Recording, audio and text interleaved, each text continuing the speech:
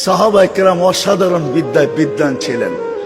পুরুষ তো পুরুষ, নারী পর্যন্ত কোরআন নামায়া নিয়ে আসতেন। আপনি হাতে এরকম বলে একটা পাখি নামায়া দেখায়া দেন, ও তো কোরআন নামায়া নিয়ে আসতো। খওলা বিনতে সালাবা কোরআন নামায়া নিয়ে আসছে। উম্মে হারাম সিংহকে কানে ধরে থাপ্পড় মেরা বলছে, আমার উপরে থাবা, জানটা তোর যাবে, চিনিস আমি কে? তো বলছে মাফ করে দিলে হয় না, ওই জায়গা আমার এই দুই চোখ দেখা আসছে। কিতাব পড়ে রাখেন, আমি তো দুই চোখে ওই জায়গা দেখা আসছি যেখানে এখনো চিহ্ন রাখা আছে। সিংহ আরবি ভাষায় বলছে, আরবি ভাষায় মাফ করে দেন। বলছে এত তাড়াতাড়ি না, আমি সাথীদেরকে হারায় ফেলছি।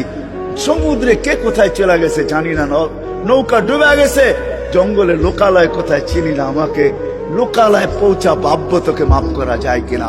পিঠে বসায়া লোকালয়ে পৌঁছাইছেন, তারপরে মাফ করা দিয়েছেন। আপনি শিক্ষিত আর এডুকেটেড, উন্নত।